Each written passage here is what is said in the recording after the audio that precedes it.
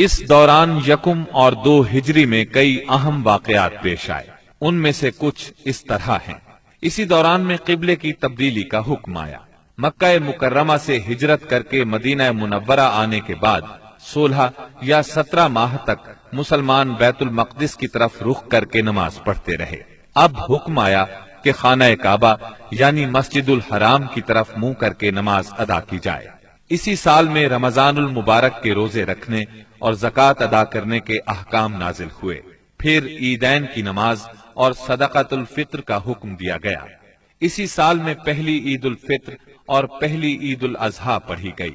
اسی سال نبی کریم صلی اللہ علیہ وسلم نے اپنی پیاری بیٹی سیدہ فاطمہ رضی اللہ عنہا کی شادی سیدنا علی رضی اللہ عنہ سے کی۔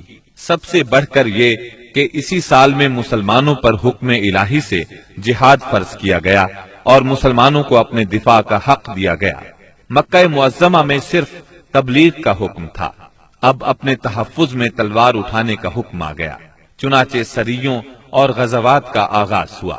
جن جنگوں میں آپ نے کسی صحابی کو امیر لشکر بنا کر بھیجا وہ سریہ کہلاتی ہے، اور جن جنگی مارکوں میں آپ خود امیر لشکر ہوئے وہ غزوہ کہلاتے ہیں۔ تاریخ اسلام میں غزوات کی تعداد 21 سے لے کر 27 تک بیان کی جاتی ہے، جبکہ سریوں کی تعداد اس سے کہیں زیادہ ہے۔ اس سال کے دوران کئی غزوات ہوئے، لیکن سب سے مشہور غزوہ غزوہ بدر ہے۔ نبی کریم صلی اللہ علیہ وسلم جب ہجرت کر کے مدینہ منورہ پہنچے تو ان دنوں مدینے میں ایک نہایت دولت مند اور با اثر شخص عبداللہ بن ابی تھا۔ ہجرت سے پہلے انصار میں اس کا بہت اثر و رسوخ تھا۔ انصار اسے اپنا سردار بنانے والے تھے، بلکہ اس کی تاج پوشی کے لیے ایک تاج بنوا لیا گیا تھا۔ اسی دوران میں آپ صلی اللہ علیہ وسلم ہجرت کر کے مدینہ پہنچے اور انصار کے دونوں قبائل نے آپ کے ہاتھ پر بیعت کر لی، اور میثاق مدینہ کے ذریعے سے یہودیوں نے بھی آپ کی قیادت کو تسلیم کر لیا۔ اس سے عبداللہ بن ابی کی سرداری کے منصوبے دھرے کے دھرے رہ گئے۔ اس بنا پر اس نے آپ کی مخالفت پر کمر باندھ دی۔ ادھر مشرکین مکہ جو اسلام، مسلمانوں اور رسول اللہ صلی اللہ علیہ وسلم کی دشمنی میں جل بھن رہے تھے، انہوں نے عبداللہ بن ابی کو ایک دھمکی آمیز خط تحریر کیا۔ اس خط میں انہوں نے 2 ٹوک الفاظ میں لکھا: آپ لوگوں نے ہمارے صاحب کو پناہ دے رکھی ہے، اس لیے ہم اللہ کی قسم کھا کر کہتے ہیں یا تو آپ لوگ اس سے لڑائی کریں یا اسے نکال دیں، یا پھر ہم اپنی پوری جمعیت کے ساتھ آپ لوگوں پر چڑھائی کر کے آپ کے سارے جنگجوؤں کو قتل کر دیں گے اور آپ کی عورتوں کی حرمت پامال کر دیں گے۔ جب یہ خط عبداللہ بن ابی اور اس کے ساتھیوں کو ملا تو وہ رسول اللہ صلی اللہ علیہ وسلم سے جنگ کے لیے تیار ہو گئے۔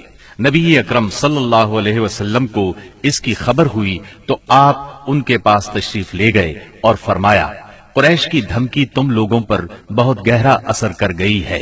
تم خود اپنے آپ کو جتنا نقصان پہنچا دینا چاہتے ہو، قریش تمہیں اس سے زیادہ نقصان نہیں پہنچا سکتے۔ تم اپنے بیٹوں اور بھائیوں سے خود ہی لڑنا چاہتے ہو۔ نبی اکرم صلی اللہ علیہ وسلم کی یہ بات سن کر لوگ بکھر گئے۔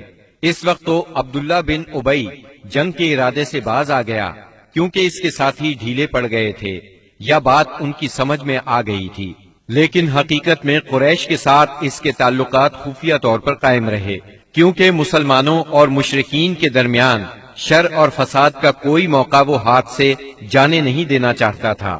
پھر اس نے اپنے ساتھ یہود کو بھی ملا رکھا تھا تاکہ اس معاملے میں ان سے بھی مدد حاصل کرے، لیکن وہ تو نبی صلی اللہ علیہ وسلم کی حکمت تھی جو رہ رہ کر شر و فساد کی آگ کو بجھا دیتی تھی۔ مسلمانوں کی ہجرت اور مدینے میں ان کی کامیابی سے کفار مکہ بہت تل ملا رہے تھے اور مدینے پر چڑھائی کے بہانے ڈھونڈ رہے تھے۔ رسول اللہ صلی اللہ علیہ وسلم کے بڑھتے ہوئے اقتدار اور اسلام کی اشاعت نے مکہ میں ابو جہل اور ابو سفیان کو سخت بے چین کر دیا تھا۔ یہی کیفیت مدینے میں عبداللہ بن ابی کی تھی۔ اس نے قریش کے حوصلے بڑھائے اور انہیں یقین دہانی کرائی کہ اگر تم نے مدینے پر دھاوا بولا تو یہودی تمہارا ساتھ دیں گے۔ مسلمان جب سے مدینہ آئے تھے خطرات بڑھتے جا رہے تھے اور ان کے سروں پر منڈلا رہے تھے۔ یہی وجہ تھی کہ مسلمانوں نے راتوں کو جاگ جاگ کر مدینے کا پہرا دیا۔ ادھر قریش نے مدینے کو تباہ و برباد کرنے کا ارادہ کر لیا۔ اس غرض کے لیے انہوں نے کئی قبائل کو اپنا ہم نوا بنا لیا۔ چنانچہ جب نبی صلی اللہ علیہ وسلم کو خبر ہوئی تو آپ نے دو تدابیر اختیار کی۔ پہلی یہ کہ قریش کی شامی تجارت بند کر دی جائے تاکہ وہ مجبور ہو کر مدینے پر حملہ آور ہونے کا ارادہ ترک کر دیں۔ دوسرے یہ کہ مدینے کے آس پاس کے قبیلوں سے امن و امان کا معاہدہ کیا جائے تاکہ قریش جنگ مسلط کریں تو انہیں غیر جانبدار رکھا جا سکے۔ جب اللہ تعالی کی طرف سے جہاد اور قتال کی اجازت دی گئی تو رسول اللہ صلی اللہ علیہ وسلم نے کئی ایک سرایہ بھیجے اور غزوات میں حصہ لیا۔ ان کی مختصر تفصیل کچھ یوں ہے۔ اس سلسلے میں پہلا سریہ جو رسول اللہ صلی اللہ علیہ وسلم نے بھیجا وہ سریہ سیف البحر کہلاتا ہے۔ اسے آپ نے رمضان یکم ہجری بمطابق مارچ 623 عیسوی میں بھیجا اور اپنے چچا سیدنا حمزہ بن عبد المطلب رضی اللہ عنہ کو اس سریے کا امیر بنایا اور 30 مہاجرین کو ان کے زیر کمان شام سے آنے والے ایک قریشی قافلے کا پتہ لگانے کے لیے روانہ فرمایا۔ اس قافلے میں 300 آدمی تھے جن میں ابو جہل بھی تھا۔ مسلمان ایس کے اطراف میں ساحل سمندر کے پاس پہنچے تو قافلے کا سامنا ہو گیا اور دونوں فریق جنگ کے لیے صف آرا ہو گئے۔ قریب تھا کہ جنگ ہو جاتی لیکن قبیلہ جوہینہ کے سردار نے بیچ بچاؤ کرا دیا۔ دونوں فریق واپس چلے گئے۔ یہ اسلامی تاریخ کا پہلا سریہ اور پہلا فوجی عمل تھا۔ اس کا جھنڈا سفید تھا اور یہ اسلامی تاریخ کا پہلا جھنڈا تھا۔ اس کے علم بردار سیدنا ابو مرصد کناز بن حسین غنوی رضی اللہ عنہ تھے۔ اس کے بعد پے در پے سریے روانہ کیے گئے۔ چنانچہ شوال یکم ہجری میں سیدنا عبیدہ بن حارث رضی اللہ عنہ کو 60 مہاجرین کے ساتھ بطن رابغ کی وادی میں بھیجا گیا۔ وہاں ابو سفیان سے سامنا ہوا جو 200 آدمیوں کے ساتھ تھا۔ دونوں طرف سے تیر چلے لیکن جنگ نہ ہوئی۔ پھر ذی قعد یکم ہجری میں سیدنا سعد بن ابی وقاص رضی اللہ عنہ کو 20 مہاجرین کے ساتھ خرار کی طرف بھیجا گیا جو کہ جوفا کے قریب ایک مقام ہے، لیکن ان کا کسی سے سامنا نہ ہوا۔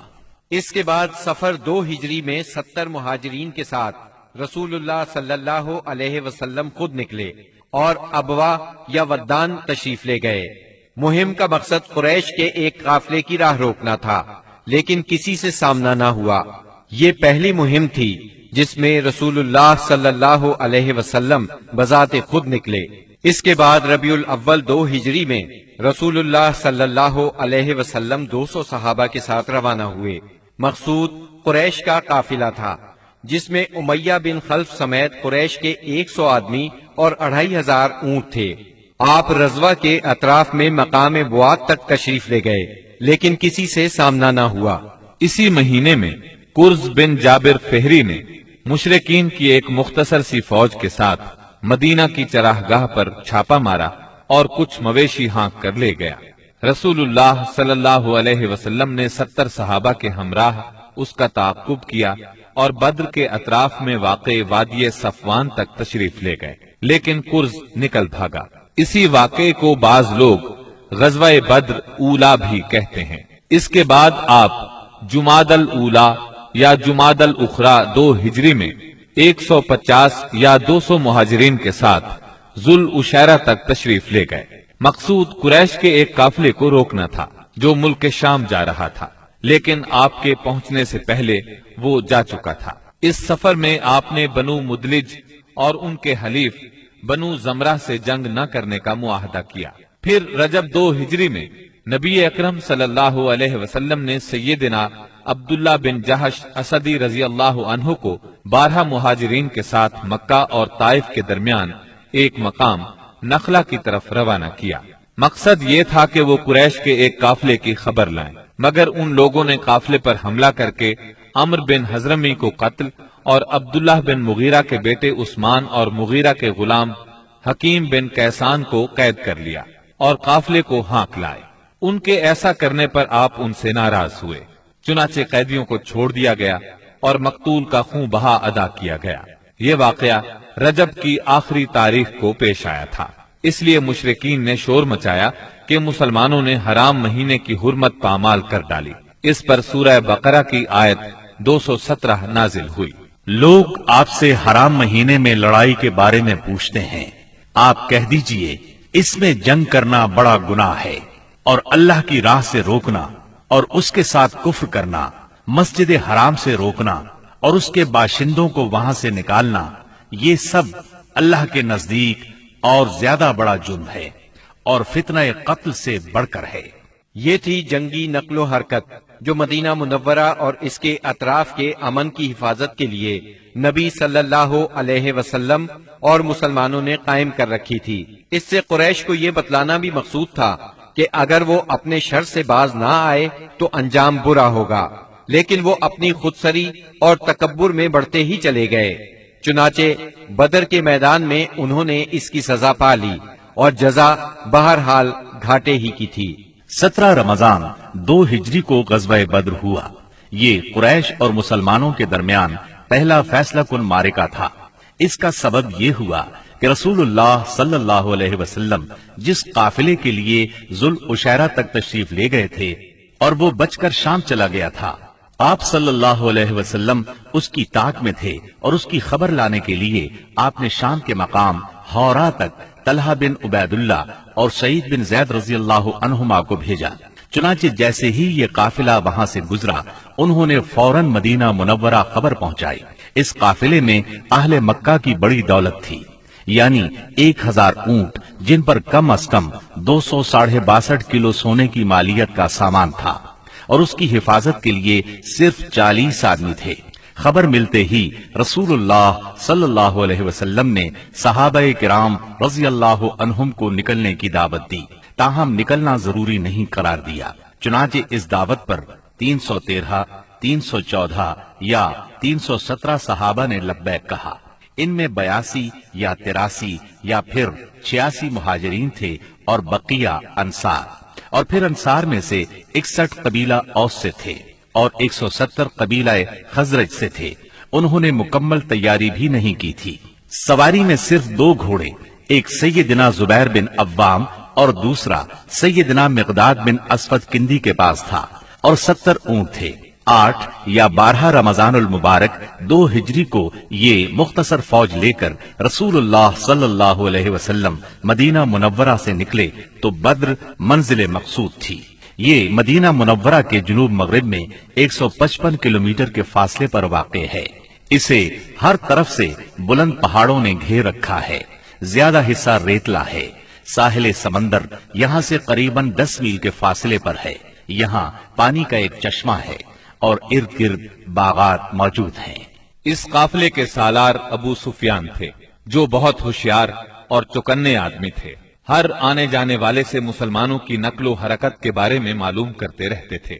ابھی وہ بدر سے کافی دور تھے کہ انہیں مسلمانوں کے نکلنے کا علم ہو گیا۔ چنانچہ انہوں نے فوراً قافلے کا رخ مغرب کی طرف پھیر کر ساحل کا راستہ پکڑ لیا اور بدر کا راستہ مکمل طور پر چھوڑ دیا۔ ساتھ ہی زمزم بن عمرو غفاری کو اجرت دے کر مکہ بھیجا کہ جس قدر جلد ممکن ہو انہیں مسلمانوں کے نکلنے کی اطلاع دے دے۔ اس نے خبر پہنچائی تو اہل مکہ نہایت تیزی سے تیار ہوئے اور سب کے سب نکلے۔ ابو لہب کے سوا بڑوں میں سے کوئی پیچھے نہ رہا۔ آس پاس کے قبائل کے لوگ بھی ساتھ لے لیے۔ جب یہ لشکر مقام جحفہ پر پہنچا تو ابو سفیان کا پیغام ملا۔ اس میں اس نے اپنے بچ نکلنے کی اطلاع دی تھی اور یہ مطالبہ کیا تھا کہ مکہ واپس پلٹ جائیں۔ چنانچہ لوگوں نے واپسی کا ارادہ کر لیا، مگر ابو جہل نے اپنے تکبر اور اکڑ کی وجہ سے واپس جانے سے انکار کر دیا۔ قریش کی فوج میں 1000 آدمی تھے، جن کے پاس 100 گھوڑے اور 600 زرہیں تھی، اور اونٹ کثرت سے تھے۔ ایک طرف انہیں اپنی کثرت پر ناز اور ساز و سامان پر فخر تھا، تو دوسری طرف نبی کریم صلی اللہ علیہ وسلم عز و انکسار سے اللہ کی بارگاہ میں ہاتھ پھیلائے دعا کر رہے تھے۔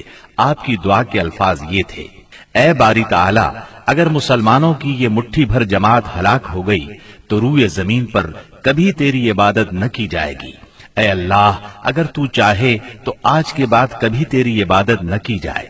آپ نے خوب تضرع اور خلوص سے دعا کی، یہاں تک کہ آپ کی چادر آپ کے کندھوں سے گر گئی۔ سیدنا ابو بکر رضی اللہ عنہ نے چادر درست کی اور عرض کیا، اے اللہ کے رسول بس کریں۔ آپ نے اپنے رب سے جی بھر کے دعا فرما لی۔ دونوں لشکر آمنے سامنے آئے تو سب سے پہلے مشرکین میں سے بہترین سالار عتبہ، شیبہ اور ولید بن عتبہ میدان میں نکلے۔ عتبہ اور شیبہ ربیہ کے بیٹے تھے۔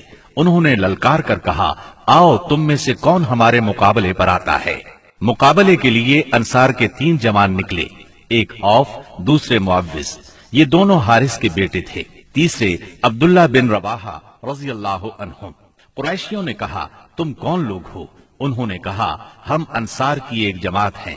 قریشیوں نے کہا، آپ لوگ شریف مد مقابل ہیں، لیکن ہمیں آپ سے سروکار نہیں، ہم تو اپنے چچیرے بھائیوں کو چاہتے ہیں۔ پھر ان کے منادی نے آواز لگائی، محمد ہمارے پاس ہماری قوم کے ہمسروں کو بھیجو۔ رسول اللہ صلی اللہ علیہ وسلم نے فرمایا، عبیدہ بن حارث اٹھو، حمزہ اٹھو، علی اٹھو۔ جب یہ لوگ اٹھے اور قریشیوں کے قریب پہنچے تو انہوں نے پوچھا، آپ کون لوگ ہیں؟ انہوں نے اپنا تعارف کرایا۔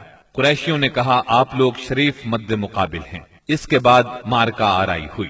سیدنا عبیدہ بن حارث نے عتبہ بن ربیہ سے مقابلہ کیا، سیدنا حمزہ نے شیبہ سے اور سیدنا علی نے ولید سے۔ سیدنا حمزہ اور سیدنا علی نے اپنے اپنے مد مقابل کو جھٹ مار لیا، لیکن عبیدہ بن حارث اور ان کے مد مقابل کے درمیان ایک ایک وار کا تبادلہ ہوا اور دونوں میں سے ہر ایک نے دوسرے کو گہرا زخم لگایا۔ اتنے میں سیدنا علی اور سیدنا حمزہ اپنے اپنے شکار سے فارغ ہو کر آ گئے۔ آتے ہی عتبہ پر ٹوٹ پڑے، اس کا کام تمام کیا اور سیدنا عبیدہ کو اٹھا لائے۔ ان کا پاؤں کٹ گیا تھا اور آواز بند ہو گئی تھی، جو مسلسل بند ہی رہی، یہاں تک کہ جنگ کے 4 یا 5ویں دن جب مسلمان مدینے سے واپس ہوتے ہوئے وادی صفرا سے گزر رہے تھے، ان کا انتقال ہو گیا۔ مبارزت کا نتیجہ مشرکین کے لیے برا ثابت ہوا، چنانچہ وہ غصے سے بے قابو ہو کر مسلمانوں کی صفوں میں تندی کے ساتھ ٹوٹ پڑے، گھمسان کا رن پڑا اور کشتوں کے پشتے لگ گئے۔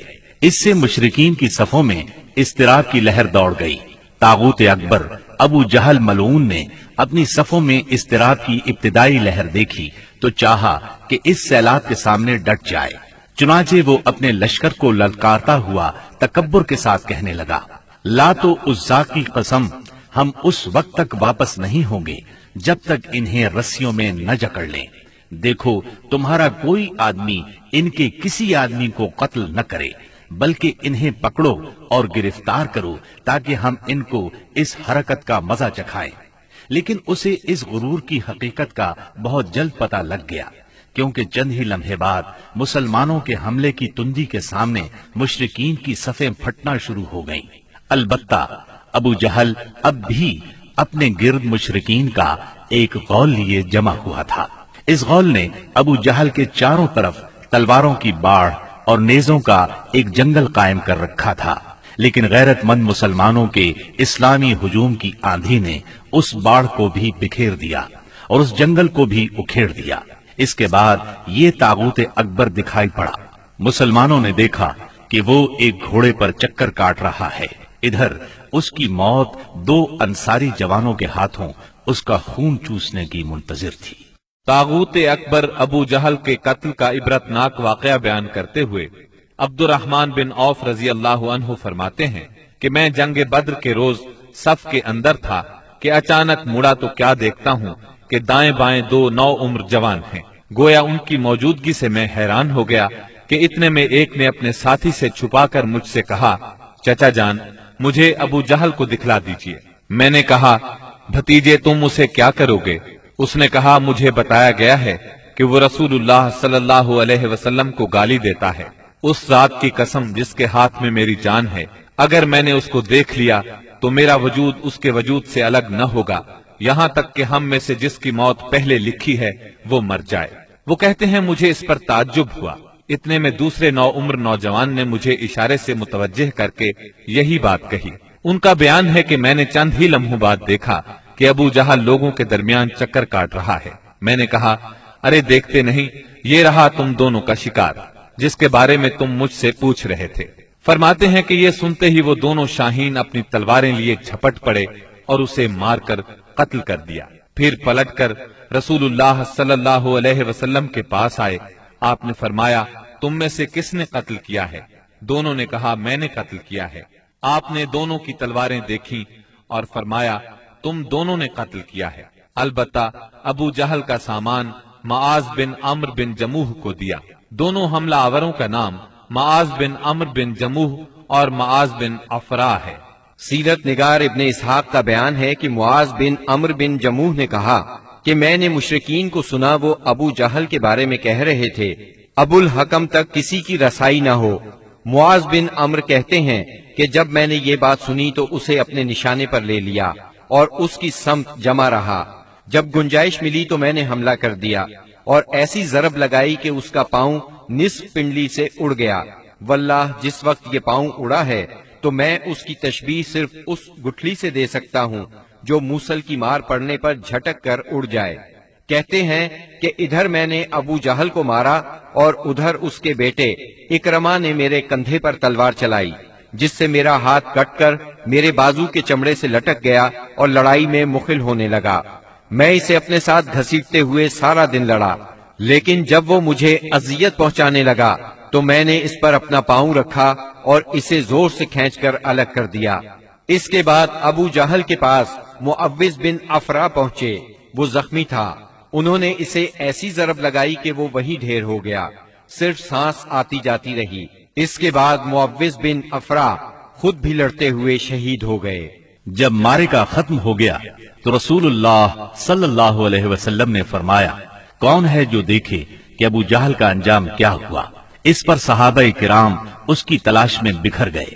عبداللہ بن مسعود رضی اللہ عنہ نے اسے اس حالت میں پایا کہ ابھی سانس آ جا رہی تھی۔ انہوں نے اس کی گردن پر پاؤں رکھا اور سر کاٹنے کے لیے داڑھی پکڑی اور فرمایا او اللہ کے دشمن، آخر اللہ نے تجھے رسوا کیا نا؟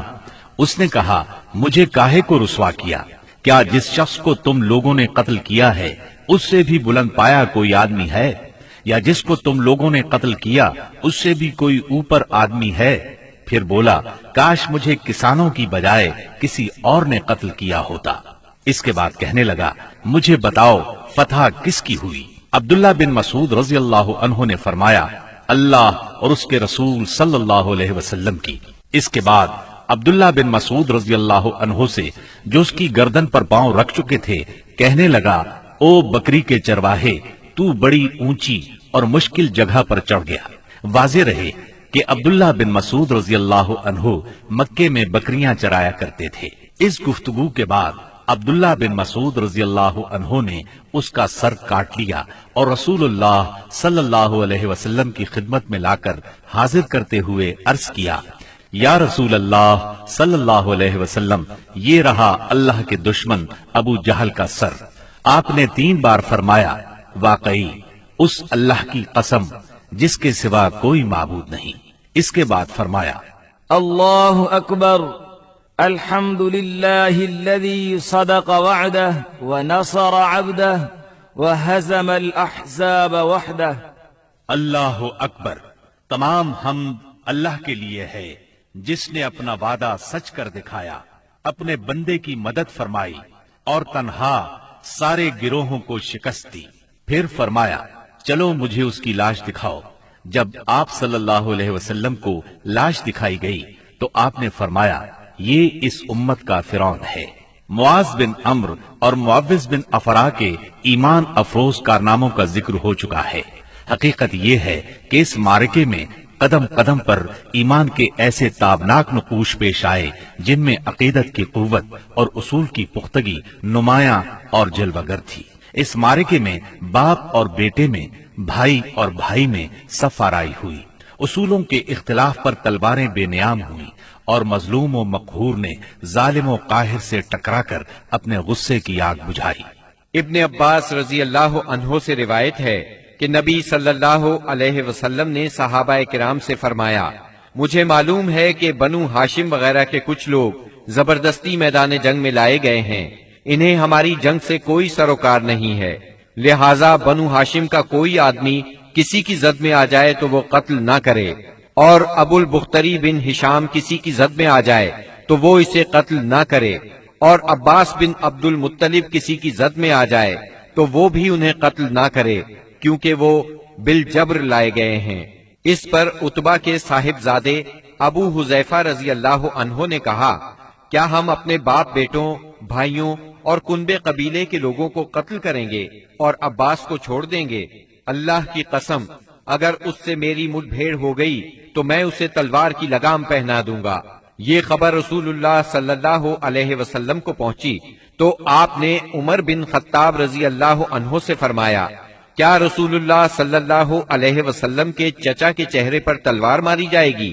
عمر رضی اللہ عنہ نے کہا، یا رسول اللہ، مجھے چھوڑیے، میں تلوار سے اس شخص کی گردن اڑا دوں، کیونکہ اللہ کی قسم یہ شخص منافق ہو گیا ہے۔ بعد میں ابو حذیفہ رضی اللہ عنہ کہا کرتے تھے، اس دن میں نے جو بات کہہ دی تھی اس کی وجہ سے مجھے برابر خوف لگا رہتا ہے، صرف یہی صورت ہے کہ میری شہادت اس کا کفارہ بن جائے، اور بالآخر وہ یمامہ کی جنگ میں شہید ہو ہی گئے۔ ابو البختری کو قتل کرنے سے اس لیے منع کیا گیا تھا کہ مکے میں یہ شخص سب سے زیادہ رسول اللہ صلی اللہ علیہ وسلم کی ایذا رسانی سے اپنا ہاتھ روکے ہوئے تھا، آپ کو کسی قسم کی تکلیف نہ پہنچاتا تھا اور نہ اس کی طرف سے کوئی ناگوار بات سننے میں آتی تھی، اور یہ ان لوگوں میں سے تھا جنہوں نے بنی ہاشم اور بنی مطلب کے بائیکاٹ کا صحیفہ چاک کیا تھا۔ لیکن ان سب کے باوجود ابو البختری کو قتل کر دیا گیا۔ ہوا یہ کہ مجزر بن زیاد سے اس کی مد بھیڑ ہو گئی، اس کے ساتھ اس کا ایک اور ساتھی بھی تھا، دونوں ساتھ ساتھ لڑ رہے تھے۔ مجزر نے کہا، ابو البختری، رسول اللہ صلی اللہ علیہ وسلم نے ہمیں آپ کو قتل کرنے سے منع کیا ہے۔ اس نے کہا، اور میرا ساتھی؟ مجزر نے کہا، نہیں واللہ ہم آپ کے ساتھی کو نہیں چھوڑ سکتے۔ اس نے کہا، اللہ کی قسم، تب میں اور وہ دونوں مریں گے۔ اس کے بعد دونوں نے لڑائی شروع کر دی، مجزر نے مجبوراً اسے بھی قتل کر دیا۔ مکے کے اندر جاہلیت کے زمانے سے عبد الرحمن بن عوف رضی اللہ عنہ اور امیہ بن خلف میں باہم دوستی تھی۔ جنگ بدر کے روز امیہ اپنے لڑکے علی کا ہاتھ پکڑے کھڑا تھا کہ اتنے میں ادھر سے عبد الرحمن بن عوف کا گزر ہوا۔ وہ دشمن سے کچھ زرہیں چھین کر لادے لیے جا رہے تھے۔ امیہ نے انہیں دیکھ کر کہا، کیا تمہیں میری ضرورت ہے؟ میں تمہاری ان زرہوں سے بہتر ہوں، آج جیسا منظر تو میں نے دیکھا ہی نہیں۔ کیا تمہیں دودھ کی حاجت نہیں؟ مطلب یہ تھا کہ جو مجھے قید کرے گا میں اسے فدیے میں خوب ددھیل اونٹنیاں دوں گا۔ یہ سن کر عبد الرحمن بن عوف رضی اللہ عنہ نے زرہیں پھینک دی اور دونوں کو گرفتار کر کے آگے بڑھے۔ عبد الرحمن بن عوف رضی اللہ عنہ کہتے ہیں کہ میں امیہ اور اس کے بیٹے کے درمیان چل رہا تھا کہ امیہ نے پوچھا، آپ لوگوں میں کون سا آدمی تھا جو اپنے سینے پر شتر مرغ کا پر لگائے ہوئے تھا؟ میں نے کہا، وہ حمزہ بن عبد المطلب رضی اللہ عنہ تھے۔ امیہ نے کہا، یہی شخص ہے جس نے ہمارے اندر تباہی مچا رکھی تھی۔ سیدنا عبد الرحمن رضی اللہ عنہ کہتے ہیں کہ واللہ میں ان دونوں کو لیے جا رہا تھا کہ اچانک بلال رضی اللہ عنہ نے امیہ کو میرے ساتھ دیکھ لیا تو انہوں نے کہا، او ہو، کفار کا سرغنہ امیہ بن خلف، اب یا تو میں بچوں گا یا یہ بچے گا۔ میں نے کہا، اے بلال رضی اللہ عنہ، یہ میرا قیدی ہے۔ انہوں نے کہا، اب یا تو میں رہوں گا یا یہ رہے گا۔